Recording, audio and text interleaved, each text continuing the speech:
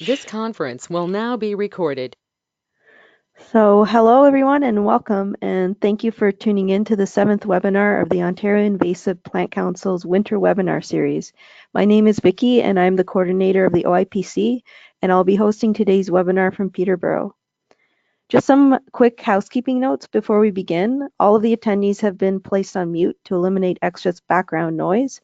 And the webinar presentation today will be about 40 minutes or so. At the end of the presentation, as usual, you have time to ask questions. So if you have any, just place them in the chat box below. And also an update about future webinars. We have one webinar presentation left. We will not have a webinar next week, but we'll return on April 10th for the final webinar when Sandy Smith will discuss the Toronto Ravine Revitalization Study. Today, we're excited to have Elaine Ferrier provide us with an update on the Great Lakes Phragmites Collaborative and Adaptive Management Framework. She was originally going to present at our OPWG meeting in January, but to save time at the end of the event, kindly agreed to reschedule and present during our webinar series instead. So just a brief biography of Elaine. Elaine is a senior program specialist with the Great Lakes Commission based out of Ann Arbor, Michigan.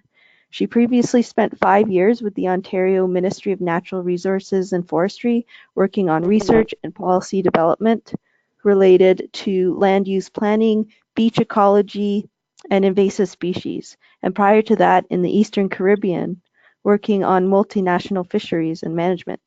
As a volunteer, Elaine was co-chair of the Ontario Phragmites Working Group for a 2-year term, co-leading outreach initiatives and strategic planning. She holds a bachelor's degree in environmental studies with a specialization in policy and law from Trent University and a Master of Environmental Studies degree from the University of Waterloo.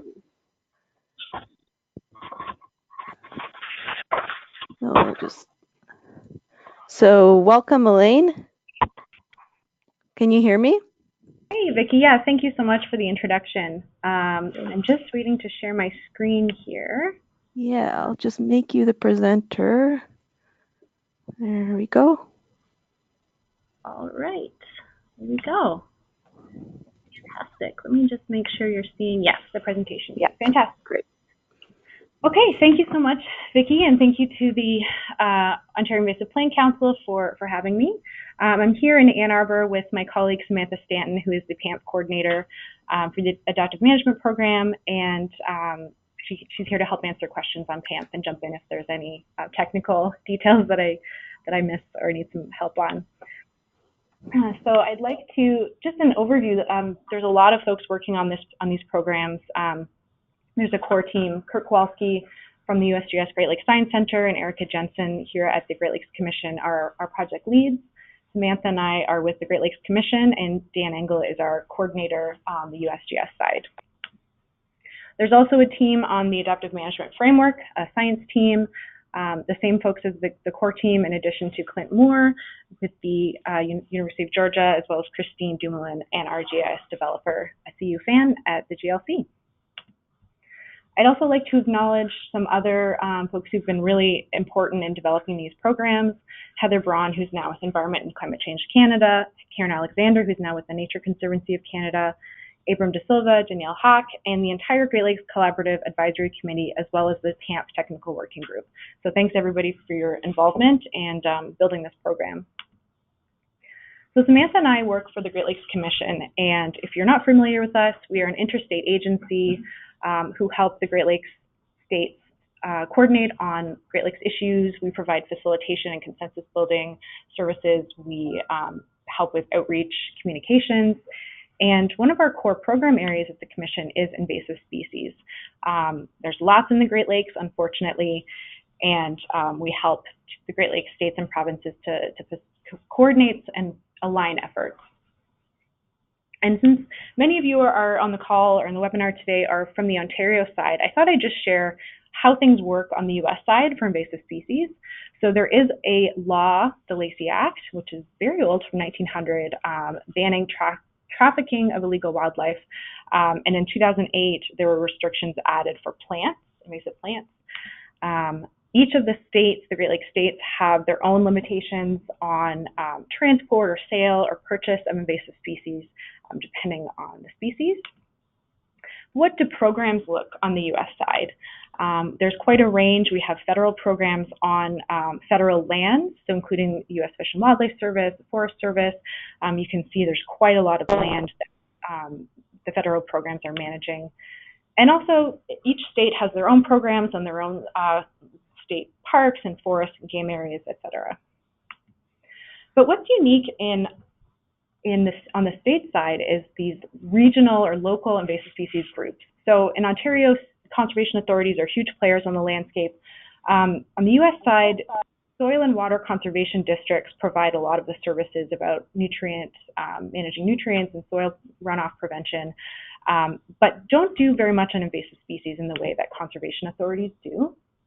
So a couple examples of some conservation districts there.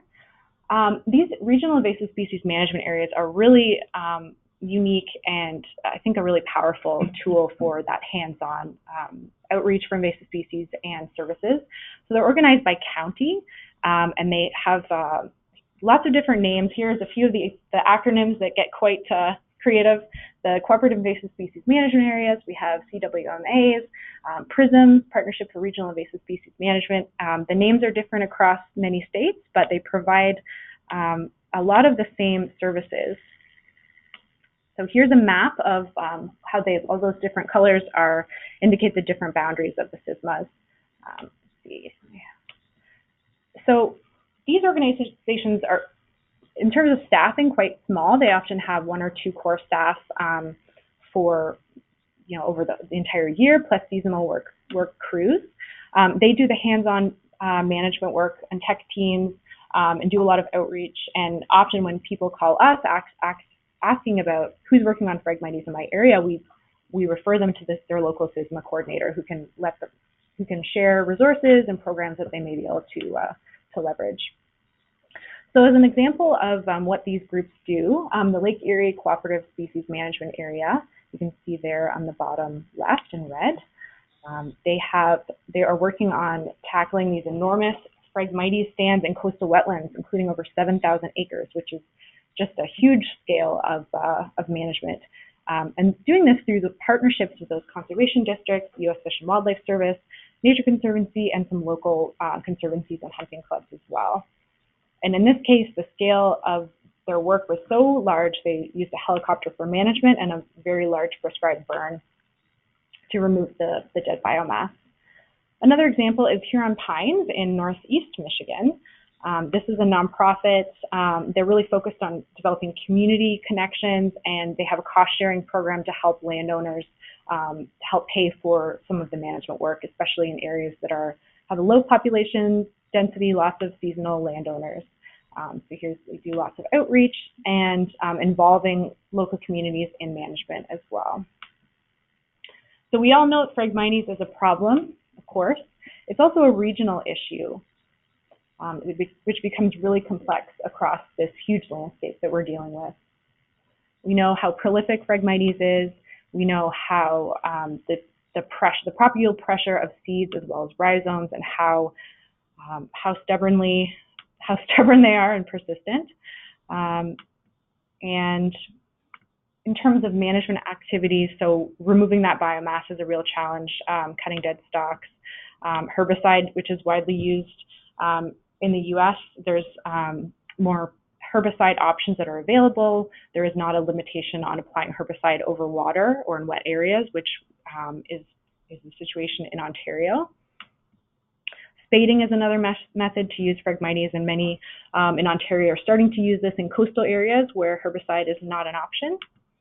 And cutting underwater is becoming a more commonly used option, and this is a photo of the Invasive Phragmites Control Center, this machine that they have for cutting underwater, which effectively drowns the Phragmites. And as I mentioned, removing that biomass is a real challenge to allow native vegetation to come back. Crushing the dead stalks or cutting, as I mentioned earlier, as well as burning are techniques that are used to remove that biomass. So again, a regional issue, there's lots of players working on the landscape, doing lots of different work. That's fantastic, but there's an opportunity to improve the way that we all work together at Phragmites and to really focus our efforts. And that's why the Great Lakes Phragmites Collaborative was created. So we are a region-wide community. We are a partnership to link people, information, and action. And we were created to address these root causes. So inefficiency with funding, doing a better job of concentrating management to certain areas to make sure it's effective year after year, to be more efficient with funding, and also ensure that that work the investment pays off. We're not doing one thing on one property and then in 1 year and then not managing the other property for another few years, where by that time the invasion has spread from the original management site. We also need more of a comprehensive and regional approach to management, all those different management options that I mentioned. And there's an opportunity to improve the connections between scientists working on Phragmites and restoration, and lots of different work on techniques that we could start to use, and connecting that with managers, as well as just generally collaborating better amongst the stakeholder community. So the collaborative it's not the core team that I showed on the first slide. It is the entire community of people working on Phragmites, organizations across a huge region.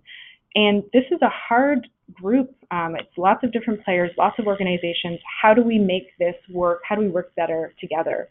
And the approach that the collaborative is using and was established early on is called collective impact.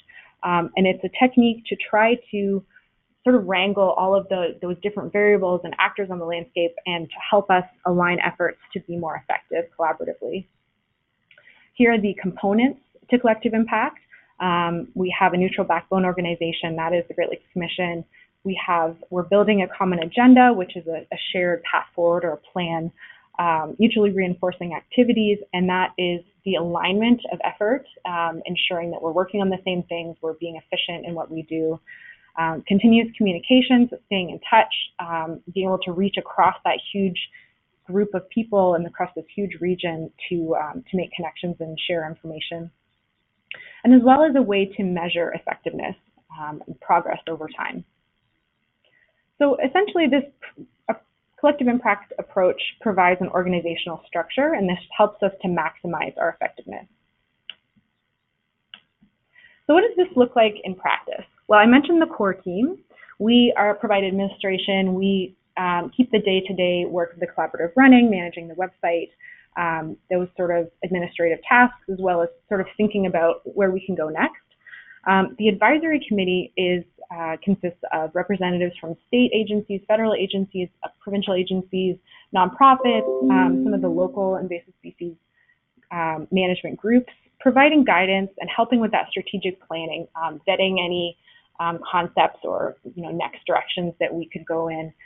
And those are the cogs that turn the bigger wheel of the Phrag community. So sort of keeping things, aligning efforts and keeping things moving at a regional scale.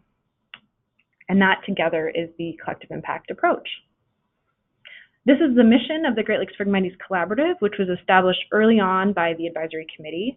And you can see I've highlighted facilitate communication and serve as a resource center for information. And facilitating the communication and connecting those resources, the first way that we tackled doing that was creating a website, greatlakesphragmites.net, which is a regional, it's a repository of information. It's a information source where we have archives of best management practices. We have profiles of different projects and programs that are happening in the region. We have the latest research, which is linked to from our site, as well as ways to connect with other Phragmites programs through by identifying who's working in the region on an interactive map. We also, the way to connect across that huge group is our Phragmites listserv, and this we have over, I think, 750 members right now. So if you're a member of this group, it's a private group. You need to be a member to post to the group, to receive messages, and to see this archive. And you can sign up with a Google account. I'm happy to help you sign up. There's also a link to sign up for the listserv on our website. And through the listserv, this is a way to ask questions to the group of people working on Phragmites. It is a way to share information and also to start discussions on about challenges or opportunities that we could be addressing with Phragmites. We also have newsletters. We have a weekly news roundup as well as a research roundup, which is about quarterly right now, where we provide links to all of the papers that have been published since the previous newsletter. And we also have webinars. Our most recent webinar series was a research-focused series. We're now working on a more applied techniques-focused series. And if you have a project or a program or a technique that you'd like to profile, we'd be happy to facilitate presenting that through a webinar. But we have an archive of recordings of all of our past webinars on our website, and you can find that under the webinar tab of our resources section. And of course, we're on social media. We try to share our resources out regularly from the website. We try to interact with the Phrag community and share information and connect to other groups. And I mentioned on our website, we try to facilitate connection of within the region of who's working next to each other, what can we learn from each other. And we did create a dynamic map as a first start of this to highlight and to map out where these different local invasive species management organizations are on the landscape. And it's at the county level. You can click, zoom in, see what the regional group is working in that area. If there's a coordinator, we have their contact information as well as their website.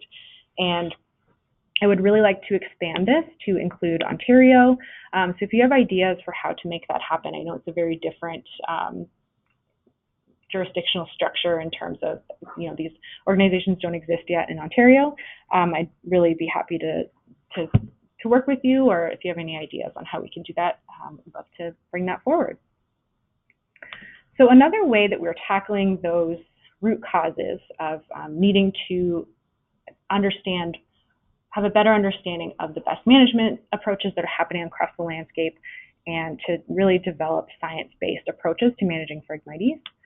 And that's where the Phragmites Adaptive Management Framework, that's where it began. So we have all these different activities on the landscape. We don't have as much knowledge sharing as we could.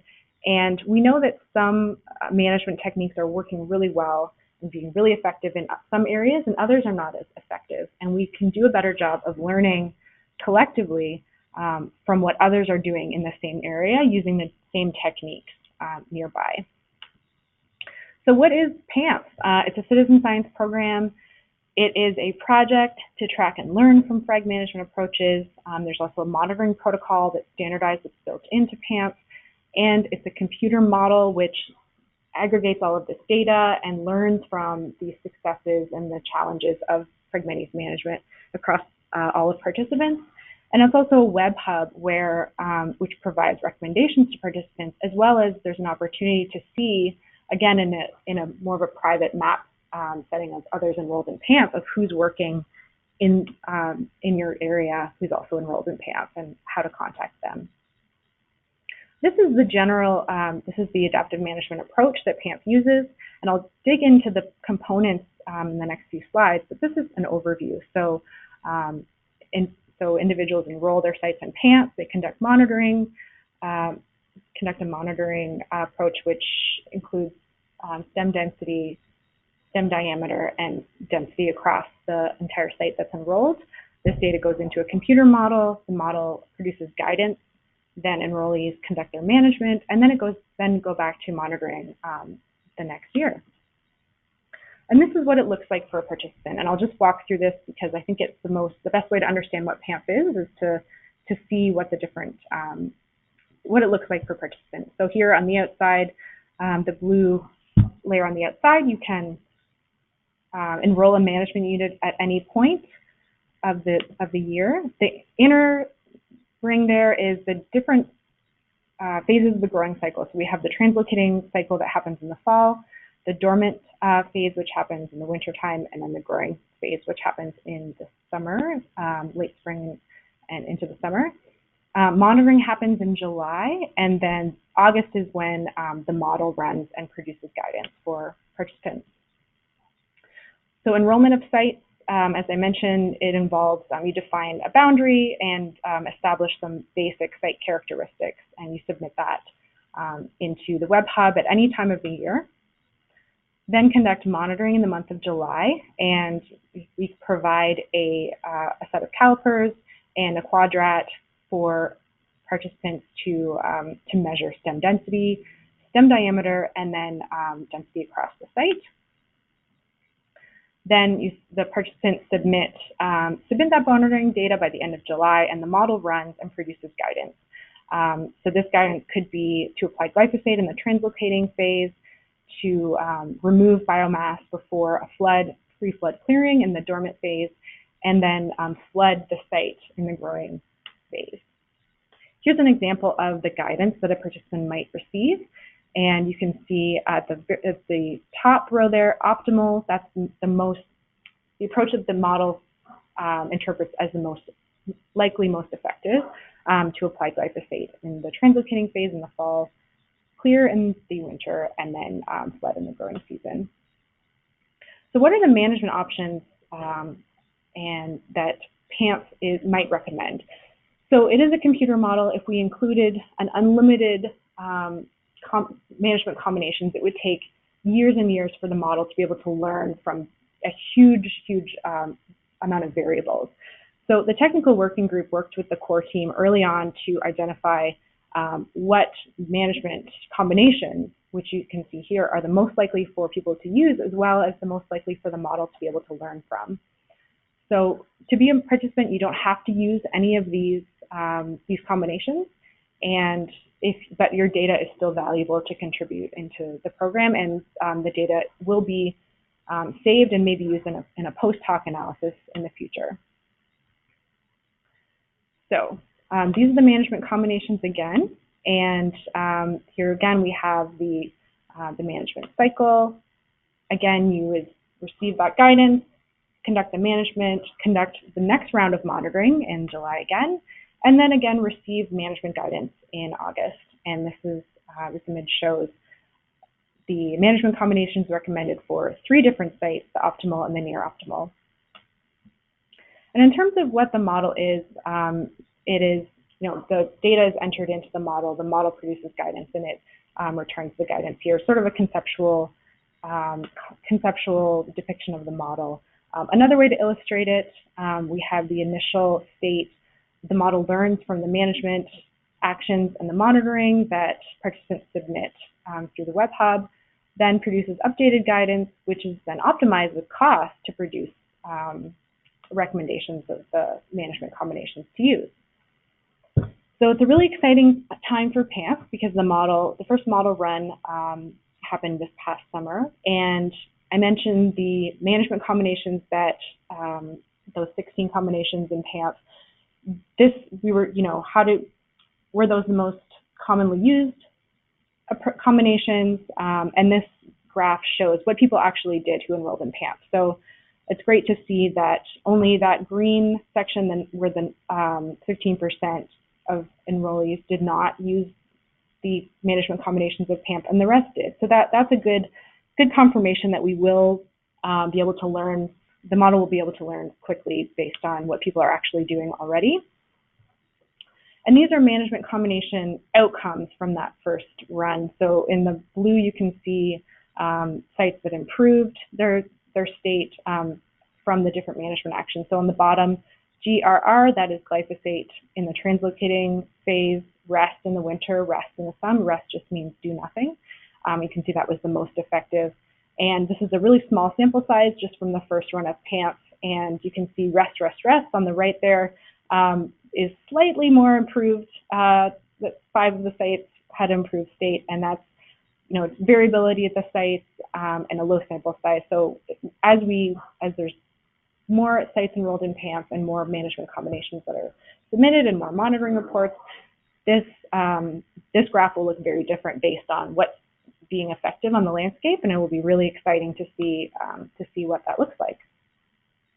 In terms of what the model recommended from that first run, in the blue here you can see those are the optimal management combinations. So what the model recommended as the number one option for the most number of the management recommendations, and that is glyphosate and mechanical leaf biomass, that's cutting and then leaving the biomass at the site, and then resting through the summer was the most commonly recommended.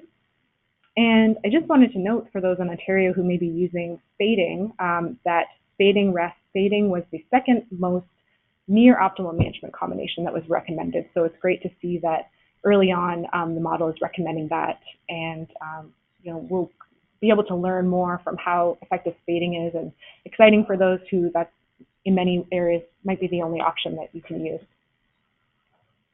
So this year we are in the second PAMF cycle now. There are 88 management units and counting enrolled, and we already have, Samantha is already receiving translocating management reports from folks and helping lots of new people enroll their sites in PAMF, and she'd be happy to help you if you're interested in enrolling your site as well.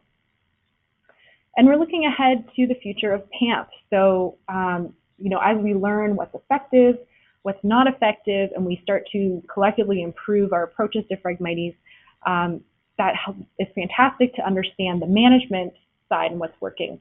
But we need to also look at what happens next. So we can have success at a site, and then we walk away. Maybe the frag comes back. Maybe there's a successful reestablishment of native plants.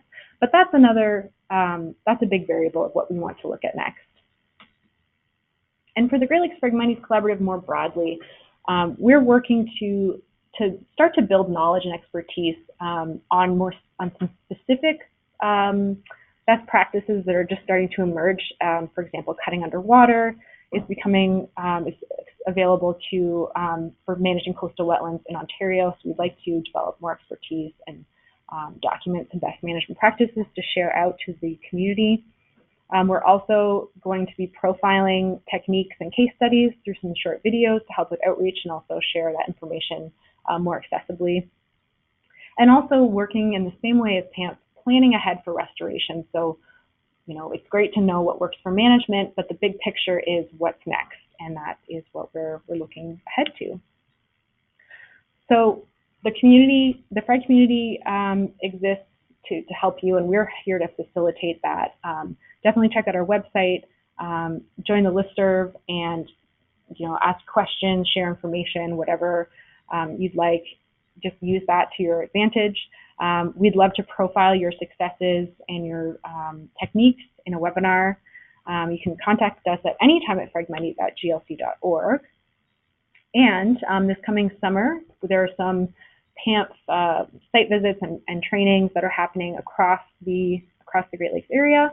In Ontario, we are still setting dates, but some of the available setting locations, but some of the dates we may be able to meet with you or present as a training session are the June 10th and 14th, and then a few days in July. So if there are people in your area who are interested in enrolling in PAMF, we can help work with you to set up a training in your area, and also bring some of those supplies, so the calipers and the quadrats, and also answer any questions you have about site enrollment and how to enroll in PAMF generally.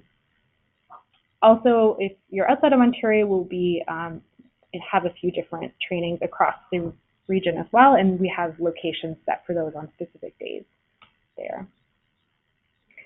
So the frag community and the collaborative is the strongest when we are sharing information and working together. So we mentioned we're developing knowledge and expertise. If you have some advice or expertise that you'd like to share, please reach out to us, and as well as enrolling in PAMF, sharing your effective techniques and what's not working for you is really beneficial to contribute to collective learning more broadly.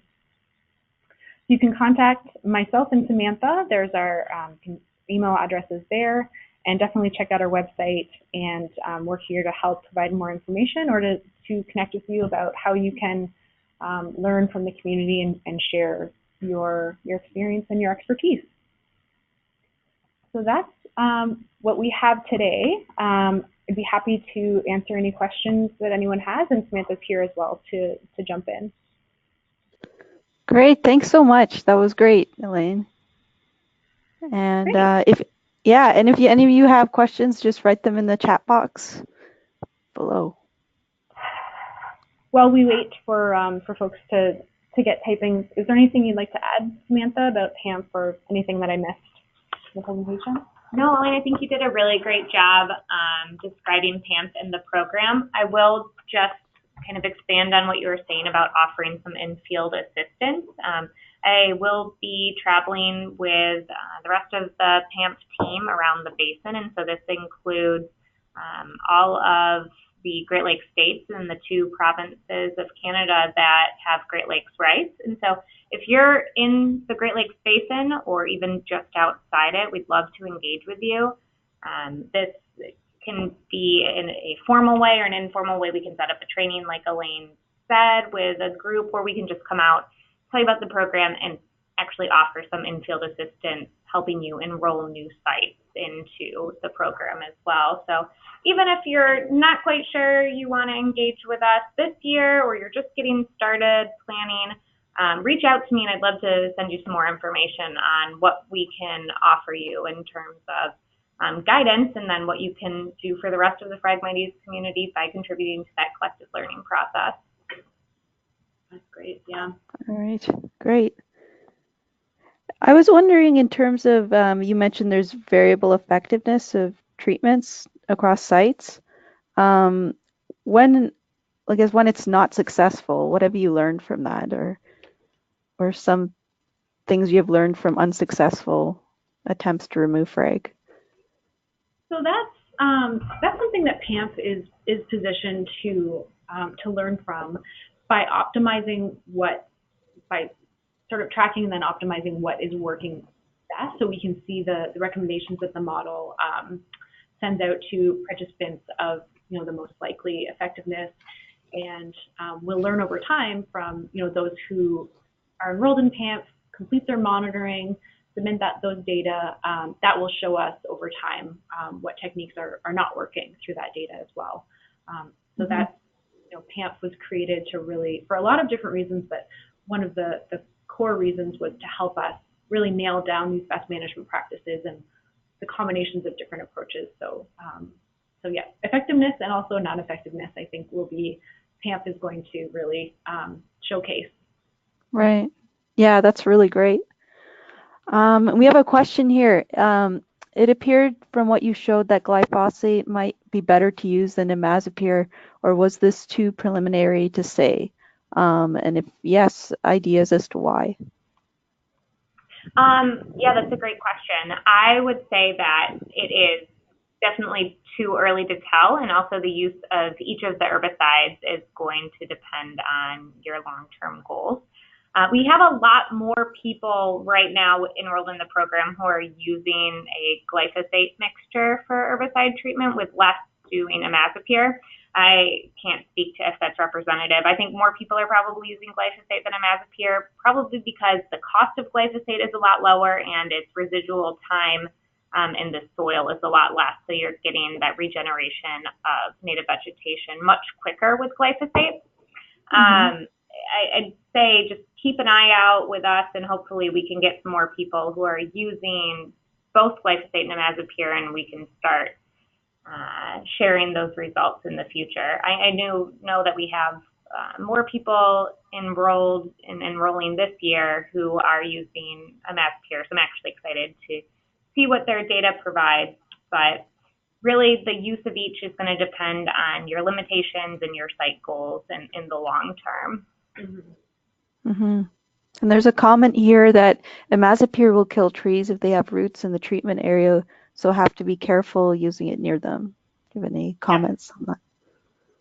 Yeah, that's definitely true. We've seen sites where big old willows even have been taken out by imazapyr, so you have to be really careful on the surrounding area. And if you want to preserve any vegetation, imazapyr probably isn't the right herbicide treatment to use. Right.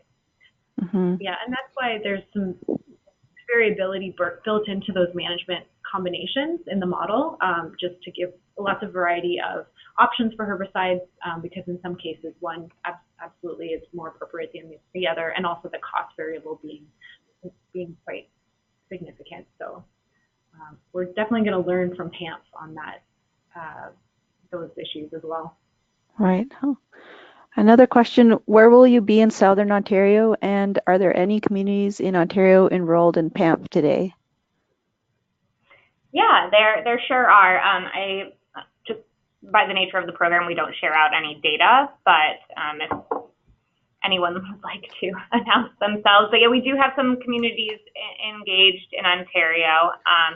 We are planning to probably travel up through London and then maybe up to the Georgian Bay area as well. But we don't have anything for sure set.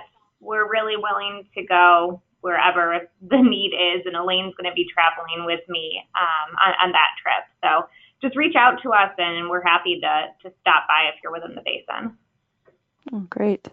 How intensive are the monitoring efforts? Are there a number of quadrats per area frag? Yeah, that's another really great question. Monitoring, I'll say that effort that you have to put forth is meant to be as minimal as possible, but the procedures that are in place are meant to be very predictive. So it's designed to be a low time commitment so that anyone can do it, but predictive enough that the model is able to learn from the data that's collected. There's 5 quadrats that you take measurements from in each management unit, and then you just do an overall assessment. Depending on the size of the site that's enrolled, I'd say it takes about 1 to 2 hours annually. And the entire PAMF process is, I would say, less than a 5-hour time commitment annually per site. And with additional sites and after the initial enrollment period, since you only enroll a site once in PAMF, your time probably goes down to maybe around 3 hours annually. So not a big time commitment, not something you would have to hire additional staff member for. It's meant to kind of complement or even take the place of the current monitoring that's being done. And management reports are quite simple and only take maybe about 15 minutes to submit throughout the year. And does cutting seed heads really do anything? Good question. We do get that question a lot. So yes and no. In terms of overall management long term, really not at all. It does not stress the plant. It doesn't limit it for the next growing season. It doesn't kill the plant in the current growing season. But if that's all that can be done at a site, it's still beneficial to prevent those seeds from being spread across the landscape. There's thousands of seeds in each seed head. So if you are able to cut carefully before the seeds mature, so when they first start to emerge in early July, and then put them in garbage bags or secure them in some other way so that you're not just distributing those leaves across the landscape, it can be beneficial to prevent those seeds from spreading. But as a long-term strategy for managing Phragmites, unfortunately, it really it doesn't do a whole lot. Okay. And there's a comment here that I think you would need to do a pre-inventory to see if there's relic natives that you'd want to protect or salvage before treatment. Yep, that's a really great point, and that goes back to what are your goals? And actually, just to expand on that, PAMF did a survey looking at what are the goals for the larger Phragmites community for removing Phragmites from a site? Why are they managing? And a lot of people, the majority of people really are managing to either restore native vegetation or provide habitat for fish and wildlife, native species. So that's something that you should definitely consider as your end goal, and not just removing frag. And that's where we're trying to take the program into the future, is considering what are our goals for after we remove the invasives and what kind of restoration opportunities are going to be most productive at keeping frag and other invasive species out of the site after removal. Is there a lot of native frag around the state side, I guess? It depends on the area. It can be really difficult. So there's a lot of variability in terms of the physical appearance of frag across the Great Lakes area, and also genetic diversity between both invasive frag and actually a native frag as well. Generally, native frag is native to the entire Great Lakes, but I think we tend to see or hear reports of it mostly in Wisconsin and Minnesota. There's quite a bit of it in Indiana, and I know of some in Ohio and southern Michigan as well. Okay. It's not seen, unfortunately, as much, not nearly as much as invasive frag, but not as much as it was previously. And unfortunately, what happens a lot of times is it's treated right alongside the non-native Phragmites as well. Yeah, and part of the challenge with differentiating between them is because they appear so physically similar in certain growing areas that it's really genetic analysis that you need to really ensure that one is native and not, and that can be quite expensive. There's not a lot of labs that do that work, so it's a tricky scenario. But in a lot of cases, you really can tell the difference. The invasive frag, the seed head is really much thicker. The plant overall is more robust, and on the stems of the invasive frag clasp the leaves clasp the stem a little bit more. So in the native frag, you'll often see the leaves fall off in the wintertime, whereas the invasive, they hang on, they have more of a grip. So that's a few different physiological traits, but it can be really difficult to tell them apart. Okay. We have time for a few more questions, maybe one or two more questions, if anyone has.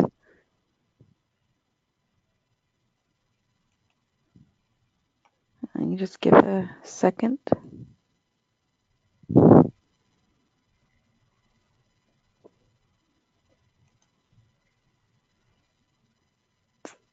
Okay. How is the program funded on the Canadian side?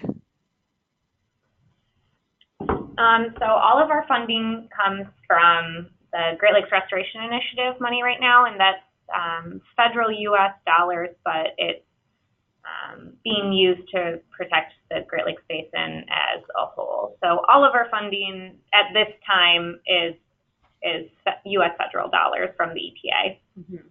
So, and because our program is based in the Great Lakes and developed on the U.S. side of the Great Lakes, we can Canadians, Ontario and Quebec, frag managers can enroll their sites. We can provide assistance, but the funding is technically just for the U.S. side, and there isn't funding for us to provide to individual organizations to participate in PAMF. What we do provide is support in providing guidance and information on how to enroll the sites, site visits. Usually we do a bit of a PAMF roadshow, going around and helping groups and learn about how to enroll their sites. And as Samantha said, we estimate that it's only about a 4 or 5 hour commitment per year per site. So we hope that the benefit of learning and getting those customized management recommendations for your various sites will make the investment of time really worthwhile. Mm-hmm. And a question here about what control methods can you recommend for treatment in water? Because as you know, in Ontario, herbicides are restricted. So that's a limitation for sure in Ontario for coastal wetlands. A few years ago, at previous Ontario Phragmites working group meetings, it did feel a bit bleak because we had, the Mazapir wasn't registered yet, and the overwater herbicide ban really limited options. But there are some great methods that have been proven to be effective now. Spading is one of them, and that is cutting Phragmites below the surface of the soil or the bottom of a water body, and cutting it off at a far enough below that it can't shoot up and send up a new shoot, right? And it stresses the plant. And we have some guidance on spading on our website, and we'd be happy to share more information with you if you reach out to us directly. And another method for areas where you can't use herbicide is cutting underwater. And this can be done with a machine, as the Invasive Phragmites Control Center is doing with their truck thrower machines, or it can be done manually if you have shears or Raspberry cane cutters are used quite often to cut at least a foot, ideally, below the surface. And if it's anything less than that, there's the potential the frag could send up a shoot to survive. But if you cut far enough below the surface, you will drown the frag, and that can be really effective. If you have a property on the coastline and you can't use herbicide and it's too small of a site to use mechanical, or if you're just a community group and you want to have volunteers come for a day, they can definitely cut below water, and that can be effective as long as it's at least a foot underneath the water. Right. Oh, that's great, yeah. Is it effective if water is only 6 inches deep? If it's 6 inches, I would suggest maybe the spading method, depending on how soft the substrate is. If it's a lake bottom, you could probably get a spade in. It would still get you far enough below the surface. And you could try it. We know that frag, a researcher who presented a webinar for us called it snorkeling, where the chute can get up to just above the surface of the water. The frag can transport oxygen down the stalk as a kind of snorkel. It's really resilient. So, 6 inches would be, you definitely want to go deeper than that. You could try the spading under the surface, or just if that's what you can do, then just try it. It doesn't hurt to try and see how effective it is for you. Okay. Who are the typical groups that make use of PAMF? Does it differ between USA and Canada?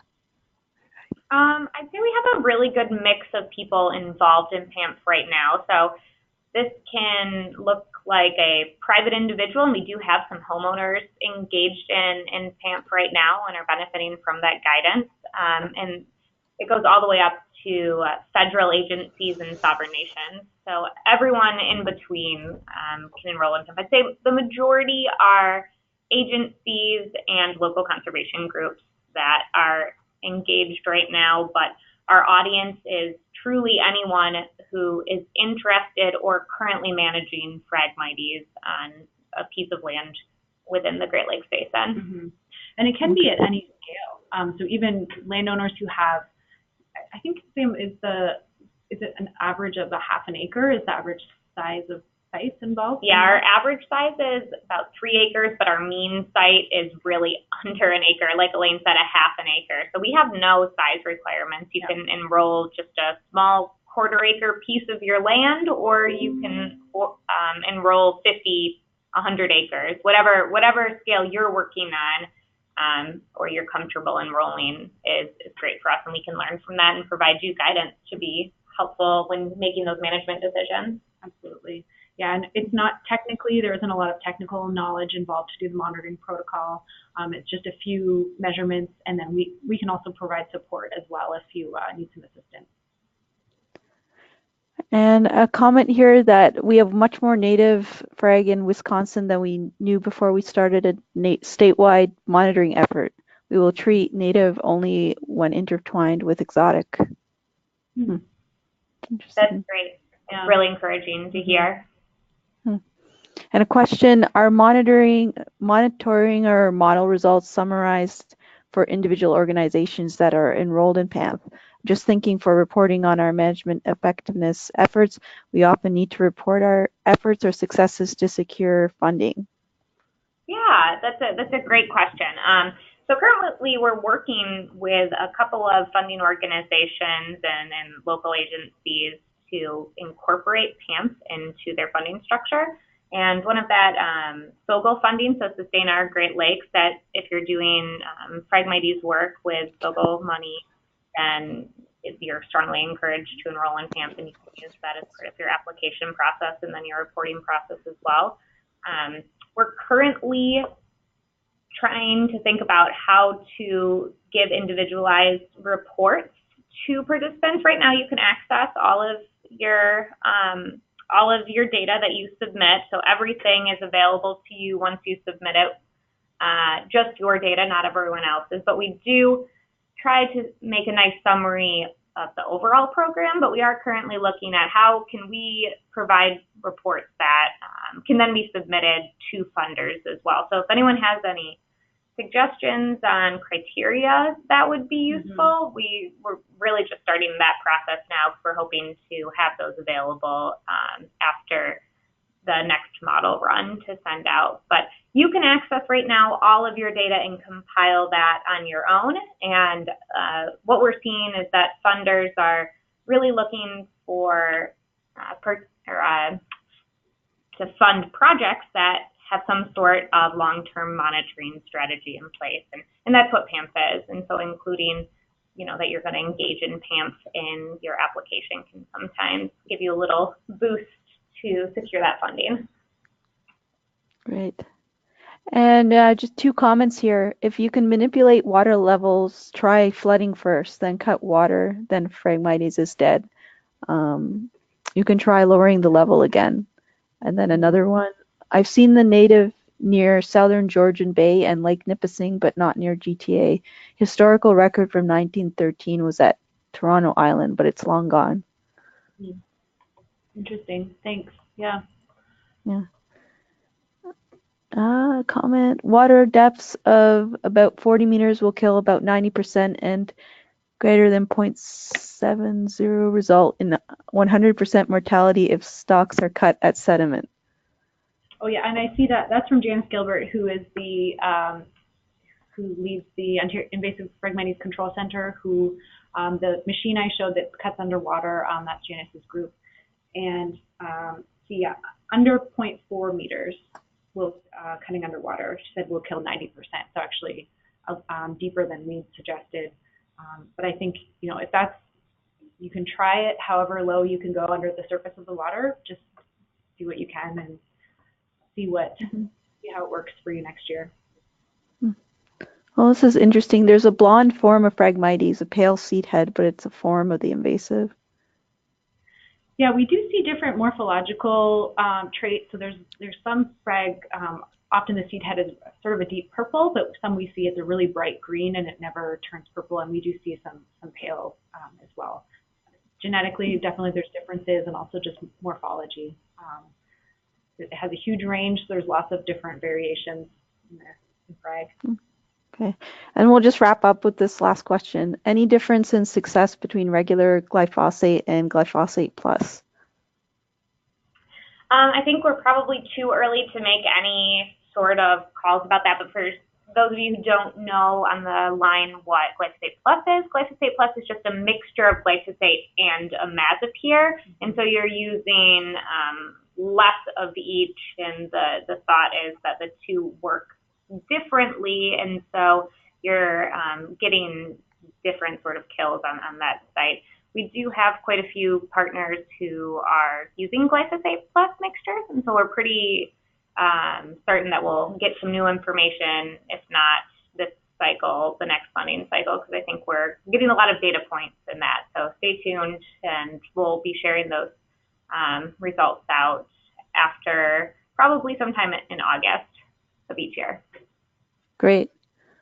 All right. Well, that was a lot of really great information. Thanks so much, Elaine and Samantha.